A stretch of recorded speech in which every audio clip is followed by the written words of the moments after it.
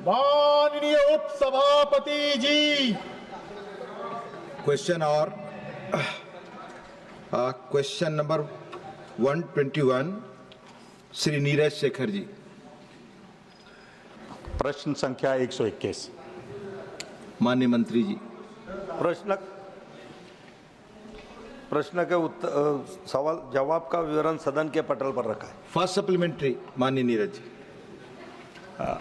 माननीय उपसभापति जी, माननीय मंत्री जी का आभार व्यक्त करना चाहूँगा। बड़ा विस्तृत जवाब इन्होंने दिया है। प्रधानमंत्री आयुष्मान भारत योजना और राष्ट्रीय ग्रामीण स्वास्थ्य मिशन के तहत सरकार ग्रामीण क्षेत्रों में स्वास्थ्य सुविधाएं मुहैया करा रही है। NRHM के तहत सार्वजनिक स्वास्थ्य केंद्रों के माध्यम से लोगों को सुलभ और सस्ती गुणवत्तापूर्ण स्वास्थ्य सेवाएं राज्य सरकार दे रही है। मैं इसमें जिक्र करना चाहूँगा, हाल ही में उत्तर प्रदेश सरकार ने बलिया को एक मेडिकल कॉलेज दिया है। मैं माननीय मुख्यमंत्री जी का आभार भी व्यक्त करना चाहूँगा। मैं माननीय मंत्री जी से जानना चाहता हूँ कि जो आयुष्मान योजना, PM आयुष्मान योजना के कारण जो ग्रामीण क्षेत्रों में जिला चिकित्सालयों में जो पैसा जा रहा है, इससे क्या वहाँ पर जो बिस्तर हैं, जो बेड्स हैं, उसमें वृद्धि होगी और क्या वहाँ पर ऐसे इलाज जो गंभीर बीमारियाँ हैं जैसे कैंसर, उनका प्राथमिक इलाज या इलाज हो पाएगा? धन्यवाद। माननीय मंत्री जी। माननीय सभापति जी, सम्माननीय सदस्य ने जो पूछा कि आयुष्मान भारत की योजना से लगभग सभी हमारे सरकारी अस्पताल इन पैनलमेंट वहाँ पर किए जा चुके हैं और उनके माध्यम से जो भी पैसा हमारे सरकारी अस्पतालों में जाता है तो वो पैसों के माध्यम से उस हॉस्पिटल के इंफ्रास्ट्रक्चर बढ़ाने में, जैसे कि जहाँ पर जो भी कमी हो वो पूरी करने के लिए भी उनको सहूलत दी गई है और बहुत सारे हॉस्पिटल ने नए अलग अलग से इंस्ट्रूमेंट वहाँ पर खरीदे हैं और उनकी सुविधा और उनका अधिकार भी उनको दिया गया है। सेकंड सप्लीमेंट्री माननीय नीरज जी। माननीय मंत्री जी से मेरा दूसरा सप्लीमेंट्री प्रश्न ये है कि PM आयुष्मान योजना के कारण ग्रामीण क्षेत्रों में तो काफ़ी काम हो रहा है और काफ़ी सुविधाएं उपलब्ध की जा रही है, लेकिन विशेषकर पूर्वांचल, उत्तर प्रदेश के पूर्वांचल इलाके में BHU जैसा है जहां पर बहुत ज़्यादा मरीज़ आते हैं, ना केवल उत्तर प्रदेश पूर्वांचल के लोग बल्कि बिहार से भी लोग वहां आते हैं। जो PGI है लखनऊ में, वहां पर भी बहुत सारा लोग आते हैं पूरे उत्तर प्रदेश से इलाज कराने। 2 एम्स हैं उत्तर प्रदेश में, जहां पर मैं जानना चाहता हूं माननीय मंत्री जी से कि ऐसे इंस्टीट्यूशन को भी क्या PM आयुष्मान योजना से पैसा दिया जाता है, उपलब्ध कराया जाता है कि वहाँ और अच्छी स्वास्थ्य सुविधाएं दी जा सकें? सभापति महोदय, सम्माननीय सदस्य ने जो पूछा कि जैसे यह हॉस्पिटल है तो उसमें PM अभिम के माध्यम से उनको पूरी सुविधा देने के लिए, इंफ्रास्ट्रक्चर बढ़ाने के लिए भी निधि वहाँ से आवंटित किया जाता है और यहाँ पर जो भी उनसे डिमांड आती है या PM अभिम के माध्यम से अभी तक जो पैसा वहाँ पर दिया है उत्तर प्रदेश में SGPGI Lucknow, AUM Aligarh, GMC Jhansi, Gorakhpur, Prayagraj, Meerut, Agra, Kanpur, Varanasi जैसे स्थानों पर PMSSY स्कीम के तहत सुपर स्पेशलिटी के में उन्नत किया गया है और PM अभिम के माध्यम से उत्तर प्रदेश को 400 करोड़ रुपए से ज़्यादा अनुमोदित किए गए। माननीय मंत्री जी, नड्डा जी कुछ कहना चाहते। ये जो माननीय सदस्य का प्रश्न है, हमारे साथी सम्माननीय Yadav ji minister of state ने बहुत विस्तृत रूप से जवाब दिया है, लेकिन मैं सदन के माध्यम से देश की जनता को भी अवगत कराना चाहता हूं और हमारे सभी सदस्यों को भी अवगत कराना चाहता हूं। जो इन्होंने इंफ्रास्ट्रक्चर की बात कही है, सबसे पहली बात तो ये है कि हम इनका नाम है नेशनल हेल्थ मिशन के तहत हम हेल्थ के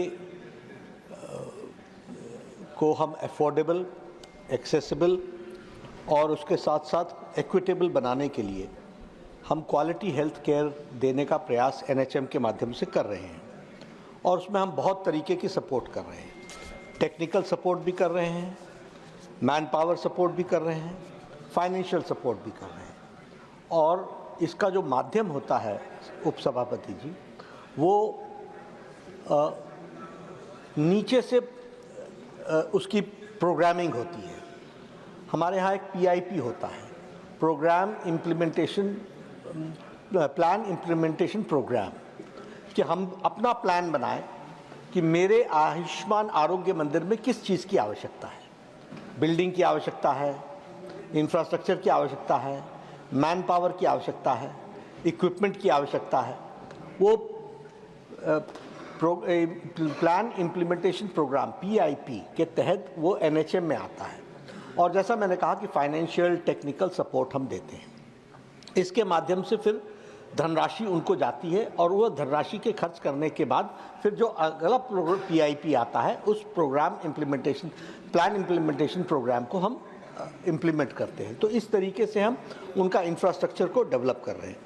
दूसरा जो आपने कैंसर के बारे में कहा, इसमें आयुष्मान भारत का बहुत बड़ा योगदान है। और अभी मैं बताना चाहूँगा कि लैंसेट की जो रिपोर्ट आई है, उस लैंसेट की रिपोर्ट में कहा गया है कि आयुष्मान भारत के इम्प्लीमेंटेशन से भारत में आज कैंसर का ट्रीटमेंट स्क्रीनिंग के 30 डेज के अंदर शुरू हो रहा है। यह एक बहुत बड़ा डेवलपमेंट है। तीसरा, इस बार के बजट में माननीय हमारी वित्त मंत्री श्रीमती निर्मला सीतारमण जी ने हम लोगों से ये इस बजट में उन्होंने घोषणा की है कि हम डे कैंसर केयर सेंटर ये हर ज़िले में खोलेंगे। और 2025-26 में we are going to open 200 day cancer care centre. और अगले 3 वर्षों में हम सभी डिस्ट्रिक्ट्स में इसका सेंटर खोल देंगे। लाभ क्या होने वाला है? Now there are 22 All India Institute of Medical Sciences which have got a full-fledged oncology department. Along with that, all central hospitals are now full-fledged oncology department. हमारे झज्जर में 700 बेड का देश का सबसे बड़ा कैंसर सेंटर, और जो दुनिया में जो इक्विपमेंट्स हैं वो आज झज्जर में वो कैंसर इक्विपमेंट्स अवेलेबल हैं। ये कीमोथेरेपी से लेकर के जितनी भी थेरेपीज होती हैं, उसके बाद ज़िले में टाइम पर जो करने की ज़रूरत है वो डे केयर कैंसर सेंटर में उसका हो सकता है। तो इसके लिए हम लोगों ने कैंसर के दृष्टि से इस काम को किया है।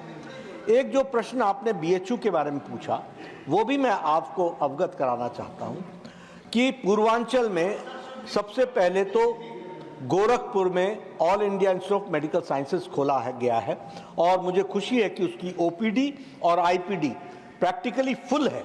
It is in full swing that All India Institute of Medical Sciences Gorakhpur is working।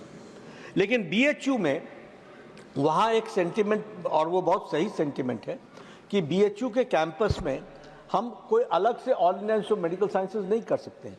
इसलिए केंद्र सरकार स्वास्थ्य विभाग BHU के साथ एक MOU किया है, जिसमें हम वहाँ के BHU के मेडिकल कॉलेज को एम्स लाइक इंस्टीट्यूशन बना रहे हैं। और इस बार बजट में हेल्थ मिनिस्ट्री में BHU के मेडिकल कॉलेज को all India institute of medical sciences के स्टैंडर्ड्स पर लाने के लिए जो उसके पैमाने हैं उसका बजटिंग इस बार किया गया है। और अब SFC वहाँ के लोग करेंगे, वो जो फाइनेंस कमेटी वहाँ की बनाएगी, उसके अनुसार हम उसको आगे बढ़ाएंगे। धन्यवाद।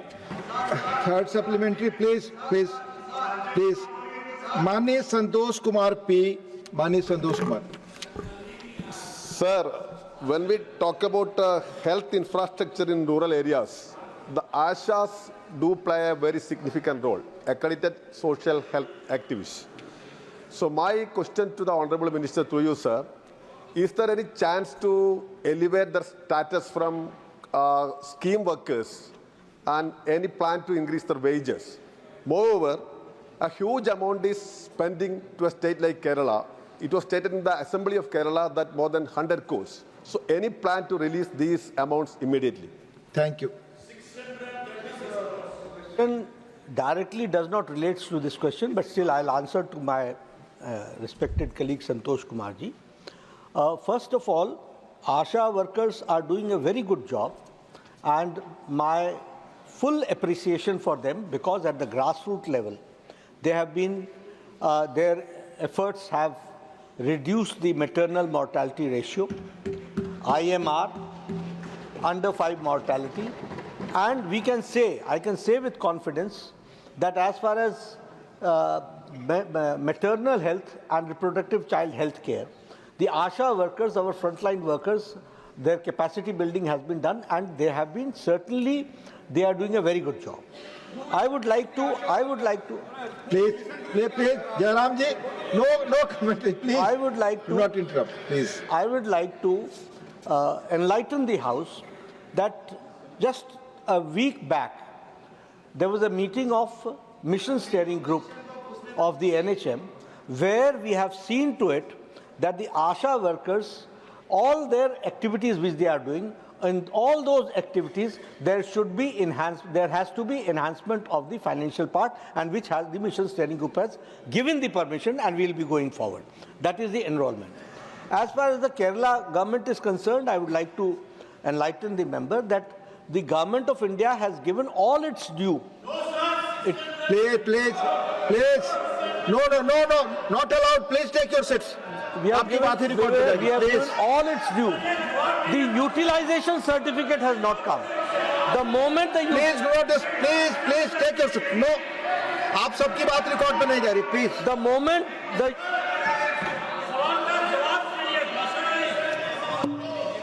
to the ASHA workers and to the state of Kerala accordingly.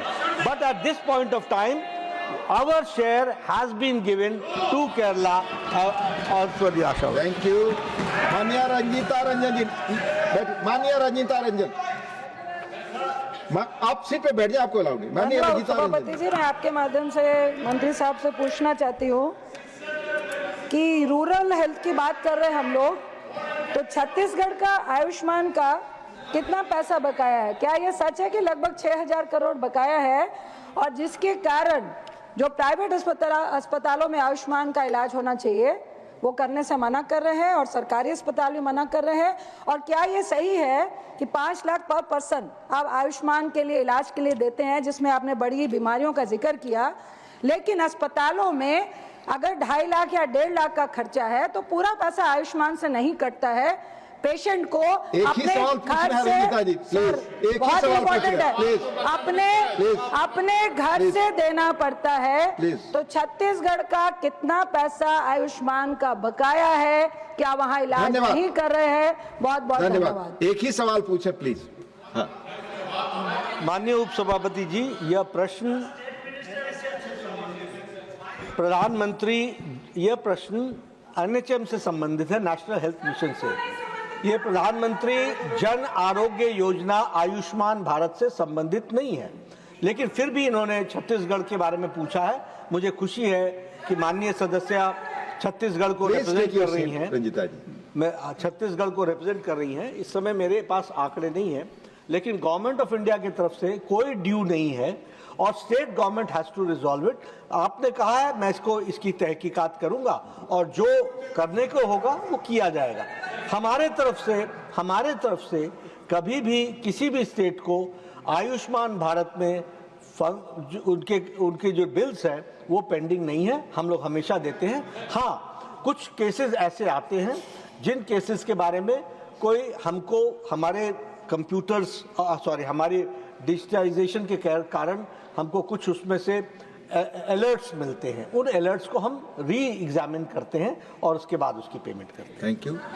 Last supplementary, माननीय अशोक राव चौहान. माननीय अशोक राव चौहान. अध्यक्ष महोदय, मंत्री जी ने इस प्रश्न में विस्तृत से अपना जवाब दिया है. अध्यक्ष महोदय, आप तो जानते हैं कि ये सब स्टेट सब्जेक्ट है. आप पैसा केंद्र से राज्यों को देते हैं, और स्टेट गवर्नमेंट इसकी इम्प्लीमेंटेशन के लिए जिम्मेदारी अपनाती है कि उनको ये सब इम्प्लीमेंट करना पड़ता है. अध्यक्ष महोदय, पैसे की कोई कमी नहीं है. आज जो प्रश्न का फोकस है, मैं समझता हूं कि केंद्र सरकार की ओर से जो पैसा राज्यों को दिया जाता है अलग अलग स्कीम्स के तहत, पैसों की कोई दिक्कत नहीं है. इम्प्लीमेंटेशन का जो इशू है उस पर दिक्कतें आ रही हैं. जैसे कि हम महसूस कर कई स्टेट्स में हमारे रूरल हॉस्पिटल्स की बिल्डिंग्स तैयार होके 2-2, 3-3 साल हो गए, अभी भी वो अस्पताल फंक्शनिंग नहीं है। प्राइमरी हेल्थ सेंटर्स बहुत से तैयार होकर 2 साल 3 साल हो गए, अभी भी फंक्शनल नहीं है। सब सेंटर्स में वही हाल है। हमारी जो सीटी स्कैन मशीन्स है, एमआरआई मशीन्स है, वो भी मेंटेनेंस नहीं होने के कारण बंद पड़ी है। तो मेरी रिक्वेस्ट मंत्री जी से ये है, हम स्टेट गवर्नमेंट को पैसा देने के बाद में सही दिक्कत तो ये है कि डॉक्टर्स की जो रिक्रूटमेंट है वो रिक्रूटमेंट नहीं हुई है, और उसके कारण ये रिक्रूटमेंट प्रोसेस एमपीएससी या स्टेट पब्लिक सर्विस कमीशन के थ्रू होती है। 2-2, 3-3 साल तक रिक्रूटमेंट की प्रोसेस चलते रहती है, और वो डॉक्टर्स नहीं होने के कारण, डॉक्टर्स की कमी नहीं है, रिक्रूटमेंट की प्रोसेस वक्त पर नहीं होती है, इसलिए 2-2, 3-3 साल तक बिल्डिंग्स तैयार होकर इक्विपमेंट लगाकर भी उसका इस्तेमाल नहीं होता है। सवाल तो मेरा रिक्वेस्ट ये है मंत्री जी से, क्या हम टाइम बाउंड इसके ऊपर रिक्रूटमेंट की process, doctors, paramedical staff, nurses की रिक्रूटमेंट हम इंप्लीमेंट करने के बारे में स्टेट गवर्नमेंट के कोई ऊपर हम एक अंकुश रखें, ताकि आपका दिया हुआ पैसा सही इस्तेमाल हो और खास करके रूरल एरिया के लोगों के लिए इसका फायदा हो। इसके बारे में मंत्री जी कृपया हमें अवगत कराएं। नहीं, सबसे पहले तो मैं धन्यवाद दूंगा माननीय सदस्य को कि उन्होंने इस बात को माना कि पैसे की कोई कमी नहीं है, यानी फाइनेंशियली हम हमेशा सारी चीज़ों को जो भी आवश्यकता है उसको देने का प्रयास कर रहे हैं। और आप बड़े तजुर्बेकार हैं, क्योंकि आपने मुख्यमंत्री के रूप में भी काम किया है, सारी चीज़ों को आप जानते हैं। हमारा प्रयास ये है कि जैसे एनएचएम में डॉक्टर्स की कमी है, तो हमने कहा यू कोट वी पे, यानी डॉक्टर्स को आप तनख्वाह करने के लिए उनकी तनख्वाह डॉक्टर कोट करे, हम पे करेंगे। यहाँ तक हम फ्लेक्सी पूल के तहत हम लोगों को जोड़ रहे हैं। नर्सिंग स्टाफ के लिए भी हम लोगों ने इसी तरीके से किया है। मैन पावर का रिक्रूटमेंट तो स्टेट का विषय है, वो स्टेट करेगी। हमने एक काम और हम जिस ओर हम आगे बढ़ रहे हैं कि हम स्टेट की कैपेसिटी बिल्डिंग भी बढ़ाएं, क्योंकि बहुत सी चीज़ें ऐसी होती हैं कि हम फाइनेंशियली उनको दे देते हैं, लेकिन जो एजेंसीज वो आगे इम्प्लीमेंट करते हैं, जैसे उन्होंने कहा कि प्राइमरी हेल्थ सर्विस में प्राइमरी हेल्थ सेंटर या आयुष्मान आरोग्य मंदिर, इनको अब हम लोग नेशनल क्वालिटी एश्योरेंस स्टैंडर्ड्स पर हम काम कर रहे हैं, एनक्वास पर काम कर रहे हैं, इनकी क्वालिटी को सुधार करने का काम कर रहे हैं। और उसके करने के लिए जो कैपेसिटी बिल्डिंग में भी अगर आवश्यकता हो तो वो कैपेसिटी बिल्डिंग भी हम कर रहे हैं। बहुत जल्द स्टेट के परफॉर्मेंस भी इम्प्रूव करेंगे और उनकी हम मॉनिटरिंग भी कर रहे हैं। इतना मैं जरूर। धन्यवाद। क्वेश्चन नंबर 122 माननीय श्री विवेक के तनख्वाह। प्लीज बैठकर कमेंट ना करें, not going on record. Sushmita ji please please. So I place my question on the table of the House. माननीय मंत्री जी, फर्स्ट सप्लीमेंट्री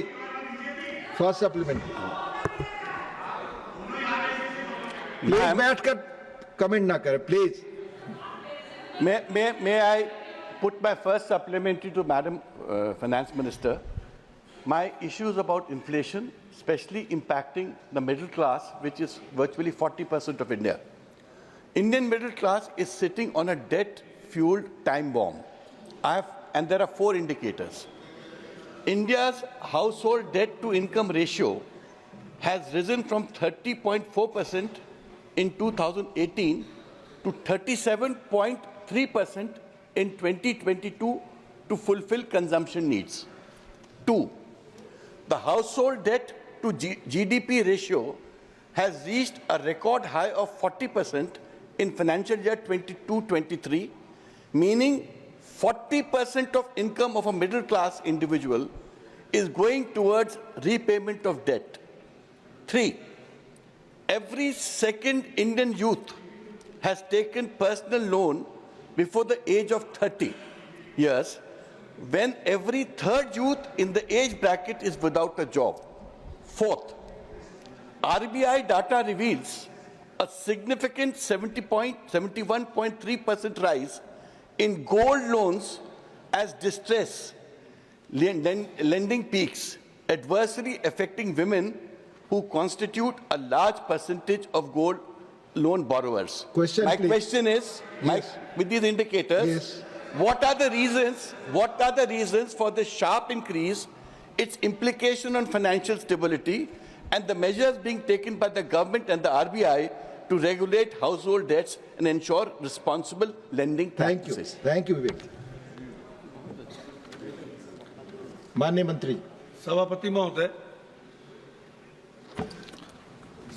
महोदय, माननीय सदस्य ने जो मुद्रास्फीति पर अपनी चिंता व्यक्त की है, मैं आपके माध्यम से सदन को बताना चाहता हूं कि अगर पिछले 3 वर्षों का इन्फ्लेशन अगर देखें तो औसतन 5.6% रहा है, जो कि बेंचमार्क 6 है उससे कम रहा है। और अगर 24-25 का भी रिटेल इन्फ्लेशन देखें तो 4.9% रहा है। जहाँ तक अगर इन्फ्लेशन का सवाल है, अगर आप देखें तो इसके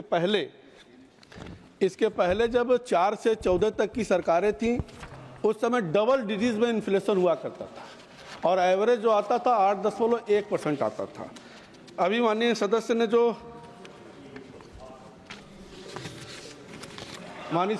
जो विषय रखा कि लोगों को नौकरी प्राप्त नहीं हो रहा, हालांकि ये विषय कहीं ना कहीं सांख्यिकी मंत्रालय और श्रम मंत्रालय का है, लेकिन मैं आपके माध्यम से सदस्य को बताना चाहता हूं कि NSO के सर्वे के अनुसार अगर फोर्स पार्टिसिपेशन देखें तो 60.1% रहा है और जो इस दौरान बेरोजगारी दर रही है वो 3.2% रही है।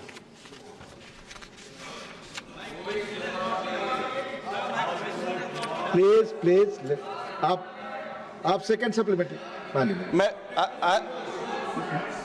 सर, मैंने 4 इंडिकेटर्स बताए थे, मैं चाह रहा था उन 4 इंडिकेटर्स में मुझे जवाब दें। Second supplementary. My second supplementary is health, home, education and food. These are 4 important ingredients of life, of a good life for a middle class. What specific measures is the ministry contemplating to reduce the current high GST rates of 18% on household essentials, basic education material for children and construction material, ensuring that these rates better affect the essential nature, particularly as inflation continues to disproportionately burden vulnerable sections of our society? Thank you. Thank you. सभापति महोदय, माननीय सदस्य ने जो GST का विषय उठाया है, एक देश एक कर की व्यवस्था एक महत्वपूर्ण सुधार इस देश के लिए हुआ था और 1 जुलाई 2017 से जीएसटी जब से प्रभावी हुआ है, अगर आप एवरेज टैक्स देखेंगे जो पहले 15% आता था, अब वो घट करके 12% हो गया है। हालांकि जीएसटी की दरें और प्रक्रियाएं तय करना जीएसटी काउंसिल निर्णय लेती है, जो कि एक संवैधानिक संस्था है। और जब मैं ये भी बताना चाहता हूँ जिसमें कि केंद्र और राज्य दोनों के मेंबर उपस्थित रहते हैं, और मुझे ये भी बताते हुए प्रसन्नता हो रहा है कि जीएसटी काउंसिल कोऑपरेटिव फेडरेशन का एक बहुत ही महत्वपूर्ण उदाहरण है, जहां केंद्र और राज्य सरकार एक साथ मिलकर के बात करते हैं। जहां तक सदस्य ने कहा कि आवास और बाकी आम जनता की समस्या के लिए प्रधानमंत्री जी जो सबका साथ सबका विकास के आधार पर उन्होंने इस देश में कार्यक्रम चलाया है, अगर आप देखें चाहे वो मकान हो, चाहे वो शौचालय हो, चाहे वो बिजली का कनेक्शन हो, चाहे वो पानी का कनेक्शन हो, चाहे गैस का सिलेंडर हो, किसान सम्मान निधि हो, ये सारी सुविधा कहीं ना कहीं आयुष्मान भारत के माध्यम से दवा की व्यवस्था, उन गरीबों की सभी चिंता भारत सरकार कर रही है। माननीय Dola Sen ji, please third supplement. Thank you, Deputy Chairman, sir. Despite the RBI's inflation target of 4%, food inflation has remained consistently high, which is disproportionately impacting lower-income households who are more than 70% of our population. What structural measures is the government implementing to ensure food price stability beyond short-term interventions like duty cuts? And through you, sir, I want to know from the Honorable Finance Minister that what is the update of revoking totally the GST from medical insurance, LIC and other insurance? One question, Thank please. you. Only one question, please. माननीय अध्यक्ष जी, मैं आपके माध्यम से पहले भी बताया कि जो हमारी मुद्रास्फीति है, अगर हाल में 25 में देखें तो 4.9% है, जो कि आरबीआई की आरबीआई द्वारा तय किया जाता है 4+-2, उससे कहीं ना कहीं नीचे ही रही है। जहाँ तक अगर देखें तो बीच बीच में मौसम और सप्लाई चेन के बाधा के कारण कभी कभी कुछ खाद्य पदार्थों की कीमतों में प्रभाव पड़ता है, लेकिन उसके लिए भी भारत सरकार लगातार कि आम गरीब के ऊपर बोझ ना पड़े, उस समय भी हमारी सरकार निगरानी रखती है और बफर स्टॉक बना करके हम रखते हैं। साथ में व्यापार नीतियों के माध्यम से उपलब्धता सुनिश्चित कराते हैं। साथ में जो स्टॉक सीमा का निर्धारण होता है कि उसकी ब्लैक मार्केटिंग ना हो, उसके निगाह रखा जाता है। चावल, गेहूं, दाल, चना, मसूर, मूंग आदि के भारत ब्रांड के माध्यम से सस्ते दामों पे लोगों के बीच में उपलब्ध कराया जाता है।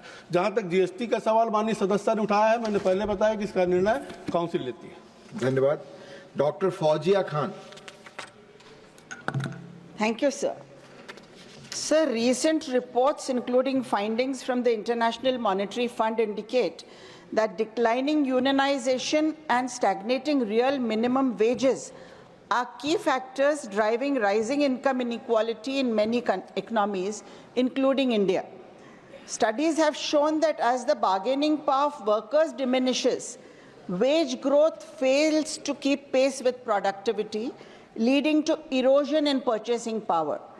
In view of the evidence that weakening union representation is a structural driver of inequality, what measures is the government considering to reinforce collective bargaining frameworks in sectors marked by pervasive wage stagnation? Thank you.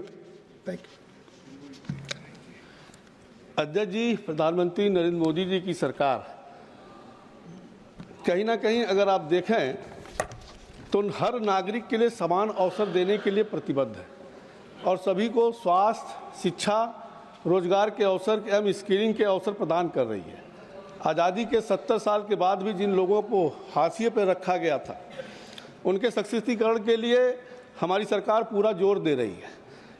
इन लोगों को चाहे वो आवास हो, शौचालय हो, पेयजल हो, चाहे स्वास्थ्य बीमा हो, दुर्घटना बीमा हो, जीवन बीमा हो और किसान सम्मान निधि हो, उज्ज्वला योजना हो, इन सारी योजनाओं से कहने का उन्हें लाभान्वित करने का काम कर रही है। जहाँ तक प्लीज आप इन सारे गरीबों की सुविधा देने का काम कर रही है। धन्यवाद। माननीय मिथिलेश कुमार। माननीय उपसभापति महोदय, आपने हमें प्रश्न पूछने का अवसर दिया, मैं आपका बहुत बहुत आभार व्यक्त करता हूं।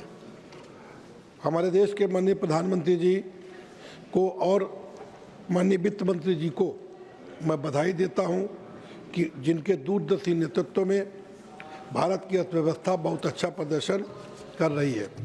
मैं माननीय मंत्री से जानना चाहता हूं कि देश की अधिकतर आबादी गांव में रहती है। इन ग्रामीण देशवासियों के विकास एवं उत्थान के लिए सरकार क्या विशेष प्रयास कर रही है? धन्यवाद। ये सत्य है कि जब से 2014 से इस देश के यशस्वी प्रधानमंत्री नरेंद्र मोदी जी बने हैं, अगर आप देखें तो सबका साथ सबका विकास का जो उनका नारा है, वो केवल नारा नहीं, यथार्थ उसको उतारने का काम किया है। एक तरफ जहां देश को दिन प्रतिदिन आगे ले जाने का काम कर रहे हैं, लगातार हमारी वित्त मंत्री जी इंफ्रास्ट्रक्चर पर बजट बढ़ाती जा रही हैं।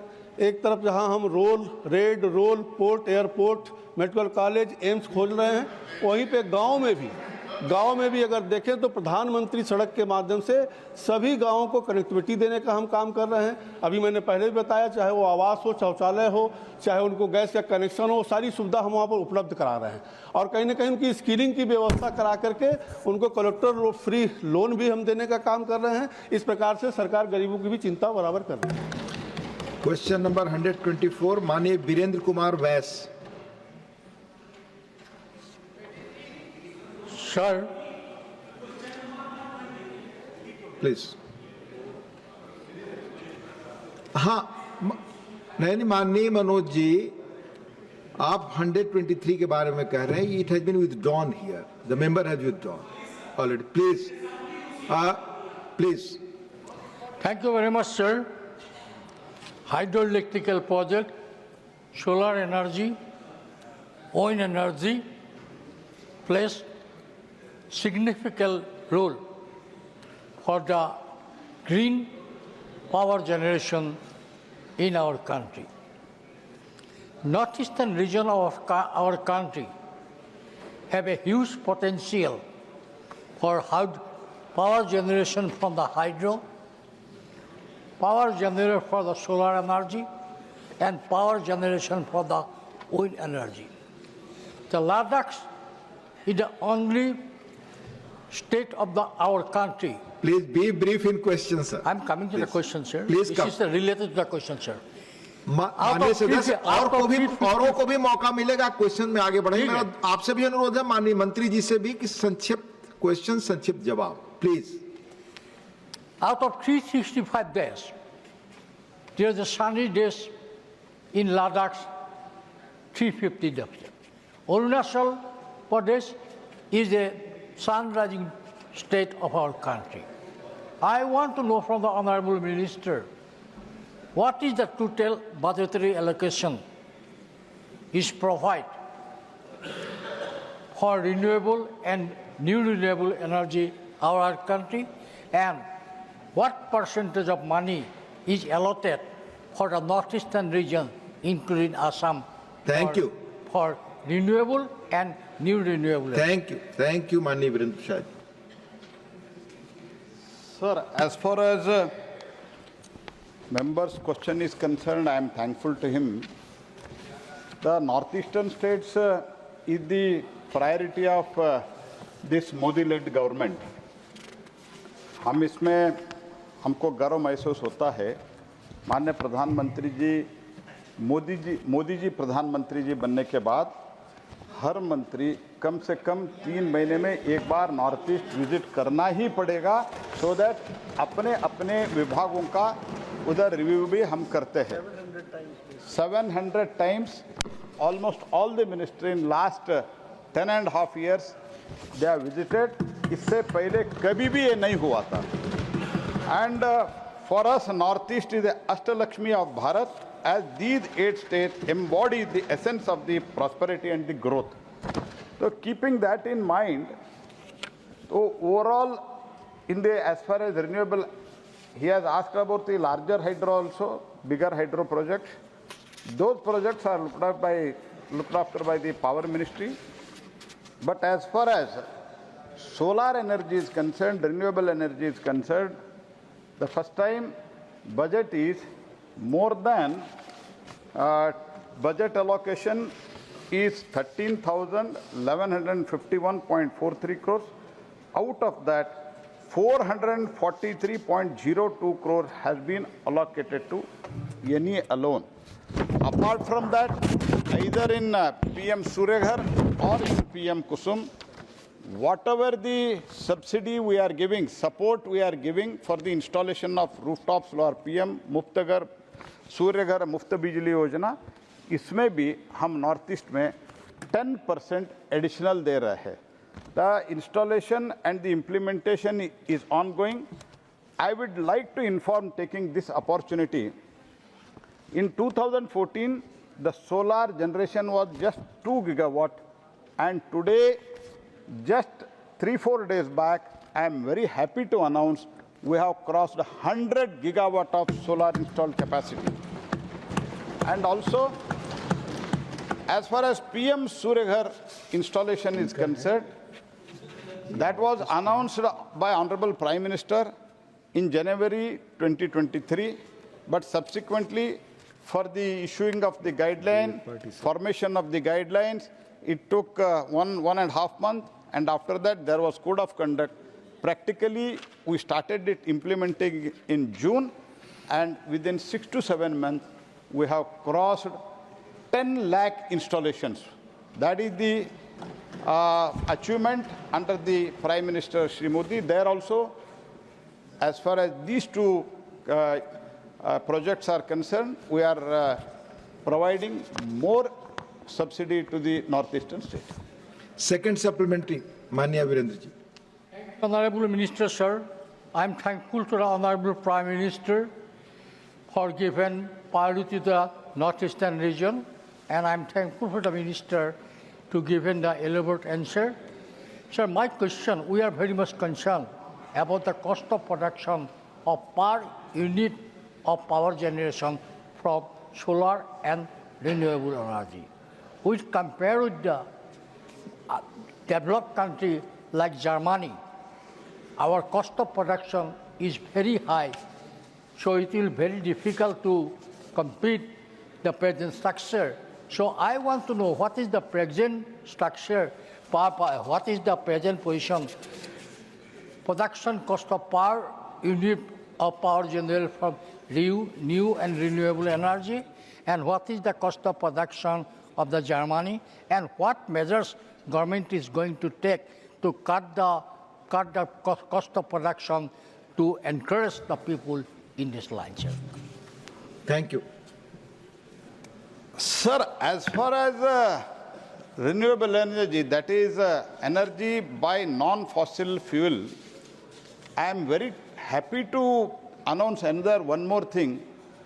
India, under the leadership of Prime Minister Shri Modi, in last 10 years, we are the third largest producer of the renewable energy in the entire world from the non-fossil fuel. And also the manufacturing of the modules, manufacturing of the cells, manufacturing of the vapors. Prime Minister has provided a PLI scheme in that, and also production. There was absolutely no production as far as the solar modules is concerned, just 2 gigawatt. Today we have crossed 70 gigawatt, and very shortly we are going to achieve 100 gigawatt. And in 2010 and 11, it was 18 rupees, and in 2011 it was 11 rupees per unit. Today, Madhya Pradesh recently has floated a bid, and it is finalized now. It is 2 rupees 18 paisa per unit as far as solar is concerned. 2 rupees 18 paisa. With battery storage, it may little increase, but with the utmost confidence at my command, मैं आपको ये बताना चाहता हूँ कि it will not cross in pan India more than 3.5 rupees per unit, including storage, battery storage capacity. So we are doing very well as far as renewable energy is concerned. After Honorable Prime Minister announced in COP26 our commitment for the 50% of the non-fossil fuel energy in 2030, 500 gigawatt generation by 2030, and net zero by 2070, whatever Prime Minister has announced recently, whatever Prime Minister has announced in the COP, that has been strictly followed. And recently, the entire team of European Union had recently come. I gave them a presentation what has been achieved in the last 10 years, and they were just perplexed with the achievement of Honorable Prime Minister led this government. Thank you. Manya Susmita ji, Susmita Sen. Susmita ji. Solar energy is extremely important for the northeastern states or to our fragile ecology. Sir, what Mr. Bashar said, and I would like to reiterate that, the challenges we face, sir, in the northeastern states is being a land-intensive sector, and so many 6 scheduled areas in northeast, land becomes a problem. I'm sure Honorable Minister is aware. And the second thing is that because it is so remote, sir, that the output, that the cost becomes much higher. Add to that the problem of the low solar insolation. So all of these put together, sir, it becomes unviable for DISCOMs to actually buy the power from northeastern states. So I would like to ask the Honorable Minister that is there any way that you can encourage the DISCOMs to buy more power from the solar projects in the northeastern states? Thank you, Susmita Devi. Not only to the northeastern state, for the entire country, the RPO obligation, renewable purchase obligation, is mandatory. From 26, there is going to be penalty if they do not purchase the non-fossil energy from the non-fossil fuel, that is renewable energy. that is always there. It is not only for the Northeast, for the entire country it is there. But as far as the cost is concerned, the generation cost is, as I said, I would like to correct, I think I said 2.18. In Madhya Pradesh recently, it is 2.15 rupees per unit, 2.12 rupees 15 paisa per unit. That is the cost. Transmission and it all such things applicable to the fossil fuel also. So that we are coming, that's why today we have achieved from 75 gigawatt in non-fossil fuel in 2014, today we have achieved 222 gigawatt. Totally, it was 250 gigawatt, the total installation capacity, including fossil and non-fossil. Today, we have achieved 469 gigawatt in the entire country. Out of that, 222 gigawatt is the renewable energy. It is going on well, and it is a dynamic situation. Technology is changing, and we are doing all even in Northeast, because and land is an issue where it is there not only in Northeast, in the entire country. For that, many of such measures have been taken. For example, where land is not available, for that the elevated solar is being planned, floating solar is being planned. Only in the after China, we are the only country which has introduced the floating solar, which has been successful in the Madhya Pradesh. That is also 3 rupees 10 or 15 paisa per unit. And small hydro and biomass-based co-generation, we are exploring in the Northeast region. And as far as RPO obligation is concerned, so far in the overall in the country, it is achieved nearly about 39%, and also it has also achieved in the northeastern state also. And many such floating solar, elevated solar, all such, and wind, all such things are being considered. Northeast and all solar park, we are giving extra money for the solar park in the Northeast also. That's why things are moving, and we are doing well. And we are going to achieve 500 gigawatt of the renewable energy, that is from non-fossil fuel, by 2030. Mani Dr. V. Sivadasan. Respected Chair, the solar power is very important for the development of the nation. But the proper assistance from the union government is not getting the common people. So my question is, earlier, Government of India, the state governments have given big publicity for rooftop solar projects. That is for households. So government has any proper plan for increase the subsidies for the rooftop solar project for households? Thank you.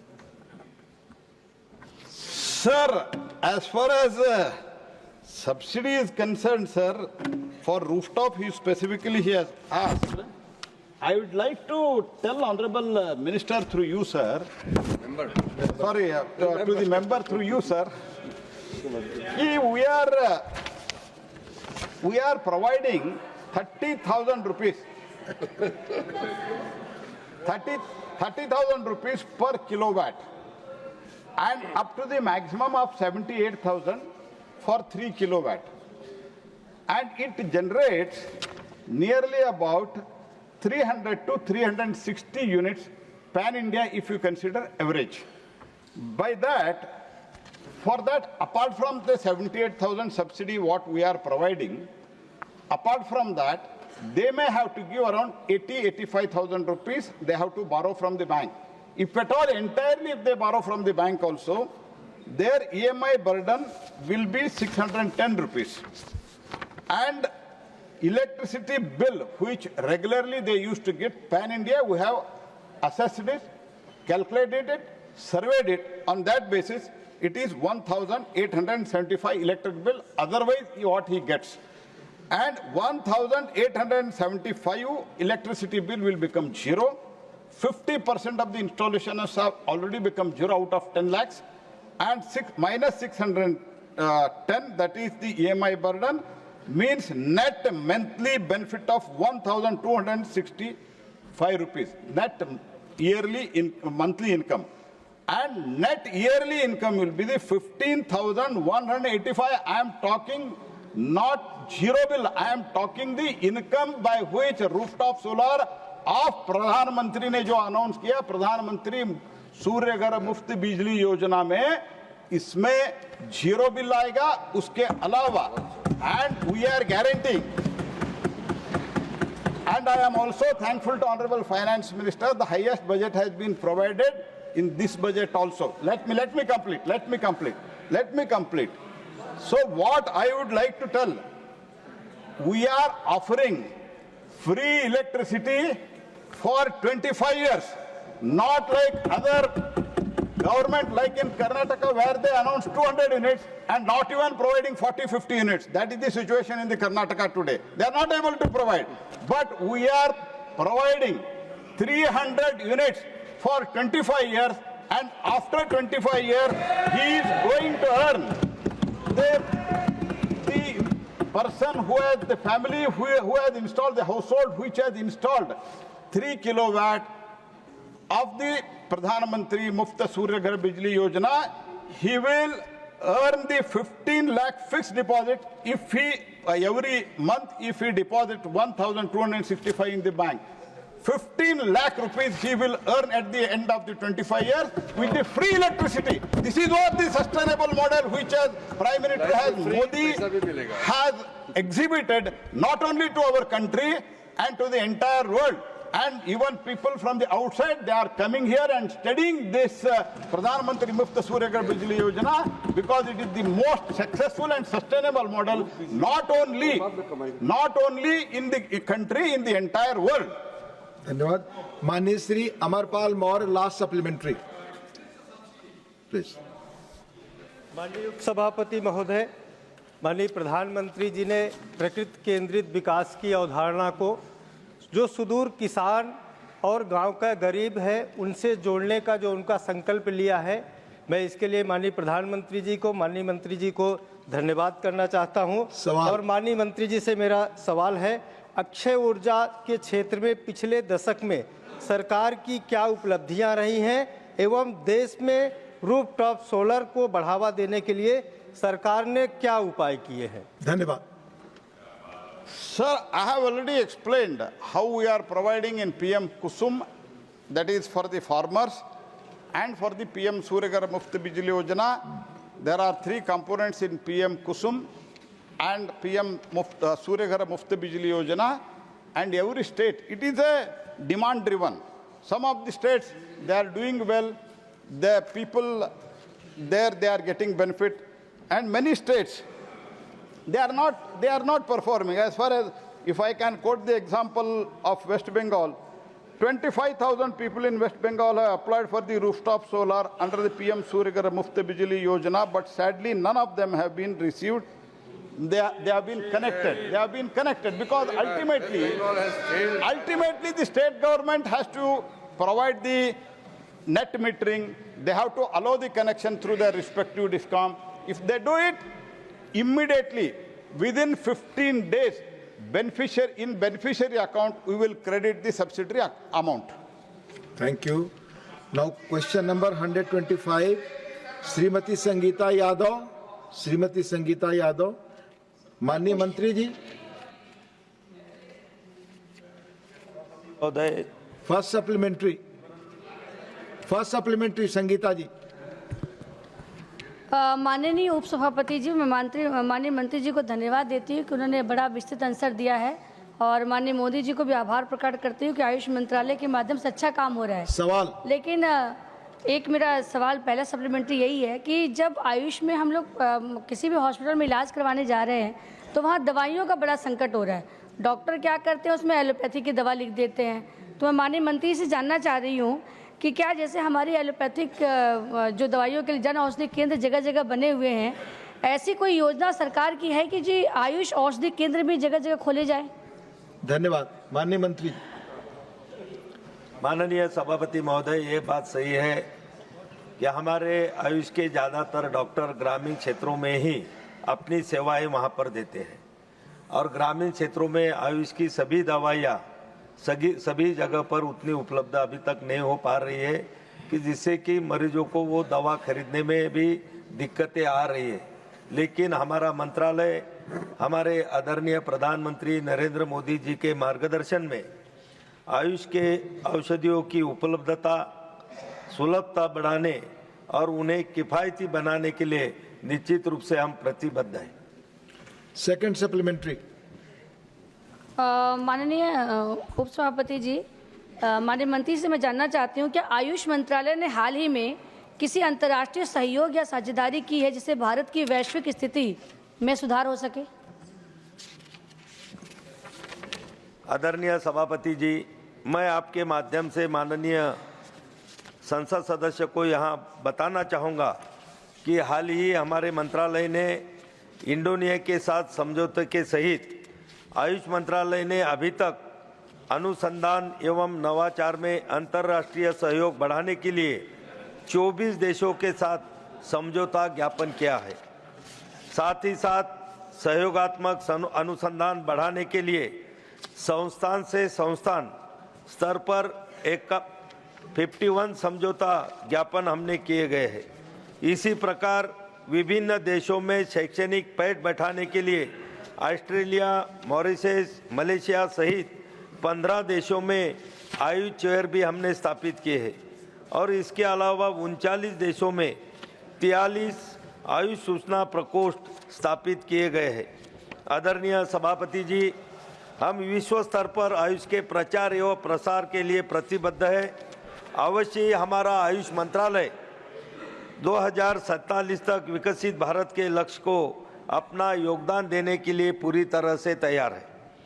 WHO ने गुजरात के जामनगर में दुनिया का पहला एवं एकमात्र global traditional medicine स्थापित किया है।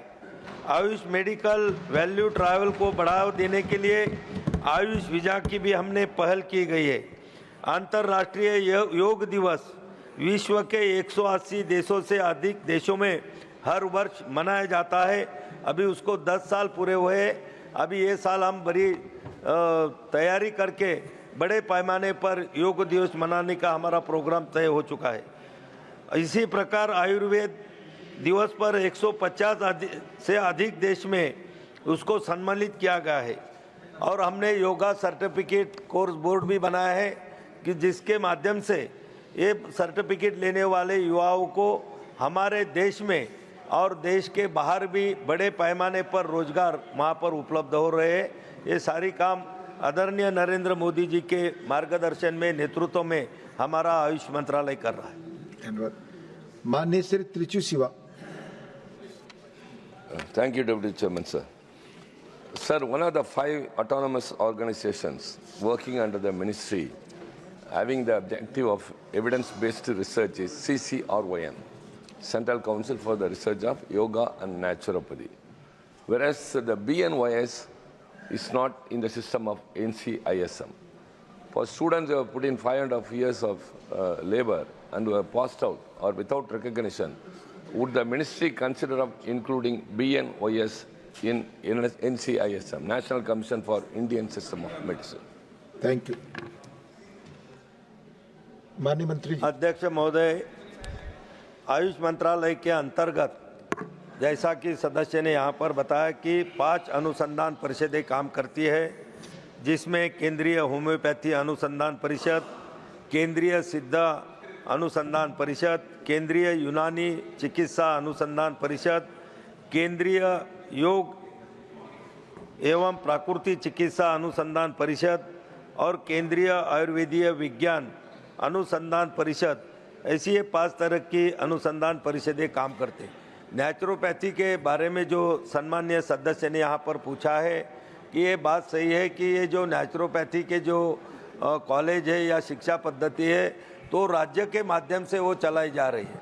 और ये बात ये भी सही है कि अलग अलग राज्यों में जो सिलेबस है वो थोड़ी अलग तरह के है। कुछ राज्य में 5.5 साल का सिलेबस है, कुछ राज्यों में 4 साल का सिलेबस है। और जो 5.5 साल का सिलेबस है वो लोग उनके राज्यों में तो डॉक्टर लिख सकते हैं, लेकिन जो अभी सदस्य ने चिंता जताई कि बाहर के राज्यों में उनको रजिस्ट्रेशन नहीं मिलता है, और जो 4 साल का सिलेबस पूरा करके पढ़ाई कर रहे हैं उनको डॉक्टर लिखने की भी अनुमति नहीं दी जा रही है।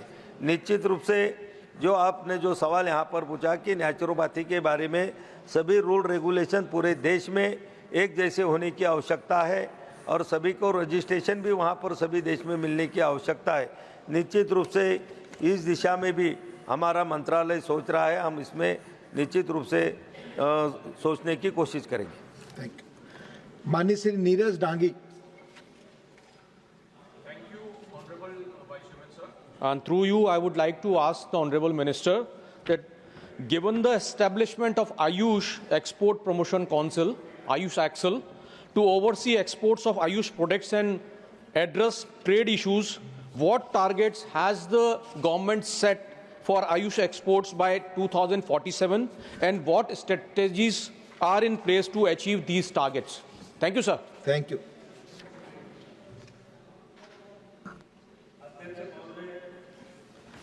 सदस्य ने जो अभी यहाँ पर पूछा, नीचे ये प्रश्न से संबंधित नहीं है, उनको अगर कोई इसके बारे में जानकारी चाहते हैं तो निश्चित रूप से वो मुझे मिले, मेरे मंत्रालय में मैं उसकी सभी जानकारी देने की कोशिश करूँ। धन्यवाद। माननीय दर्शना सिंह। धन्यवाद उपसभापति महोदय जी। मैं आपके माध्यम से माननीय मंत्री जी से जानना चाहती हूँ कि क्या आयुष के क्षेत्र में नवाचार और स्टार्टअप्स को प्रोत्साहित करने के लिए कोई विशेष नीति बनाई गई है? यदि हाँ, तो इसके परिणाम स्वरूप क्या उपलब्धियां हासिल हुई हैं? धन्यवाद। माननीय मंत्री। अध्यक्ष महोदय, 2014 में जब से आदरणीय हमारे प्रधानमंत्री जी के सोच से आयुष मंत्रालय हमारे देश में स्थापित हुआ, और 2014 में से आयुष विभाग में आयुष में नवाचार, आयुष में संशोधन और आयुष को बढ़ावा देने के लिए बहुत सारे कदम आयुष मंत्रालय के माध्यम से उठाए गए हैं। माननीय सदस्यों को मैं बताना चाहूँगा कि वर्ष 2014 में आयुष विभाग के आयुष मंत्रालय में अपग्रेड होने के बाद से आयुष उद्योग ने बाजार के आकार में उल्लेखनीय वृद्धि यहाँ पर देखी गई है। 2014-15 में आयुष विनिर्माण उद्योग 21,697 करोड़ रुपए था, और वर्ष 2020 के RIS के नवीनतम अध्ययन में आयुष विनिर्माण उद्योग का आकार 1,37,800 करोड़ रुपए तक पहुँच गया है, जो 7 वर्षों में 6 गुना से ज़्यादा वृद्धि है। इसी तरह RIS के प्रारंभिक अध्ययन से पता चलता है कि आयुष सेवा क्षेत्र में 1,66,797 करोड़ रुपए का राजस्व भी आयुष के माध्यम से हमारे इसमें हमें मिल रहा है। तो निश्चित रूप से आयुष में नवाचार संशोधन को बढ़ावा देने के लिए सभी तरह के कदम हमारे मंत्रालय के माध्यम से उठाए जा रहे हैं। धन्यवाद। Now question number 126, honourable Shri A. Rahim. Question number 126। माननीय मंत्री जी। उत्तर सदन के पटल। Harsh Malhotra ji. First supplementary. Sir, the answer is very evasive, sir. Sir, according to the answer given by the Honorable Minister, the 1,119 cases resolved under the IBC have led to a recovery of 3.58 lakh crore for creditors. But my question, this is the recovered amount. But my actual question was about the haircut amount. Sir, my question is, what is the total haircut amount in these accounts? I want to know particularly in this regard about the haircut amount. Thank you. माननीय मंत्री जी। आदरणीय उपसभापति महोदय, insolvency and bankruptcy code वो code है जिसको मोदी जी के vision से कंपनीज की रिवाइवल के लिए और देश की इकोनॉमी को आगे बढ़ाने के लिए इसको किया गया था। क्योंकि आपका उत्तर दे रहा हूं, ये जो प्रोसेस है ये रिकवरी मैकेनिज्म है, रिकवरी मैकेनिज्म नहीं है, ये बेसिकली रिजोल्यूशन मैकेनिज्म है और ये मार्केट ड्रिवन प्रोसेस है। जो उत्तर हमने सदन को दिया है वो 1119 कंपनीज का जिनका रेजोल्यूशन हुआ है। Question or is over. Question or is over now, please.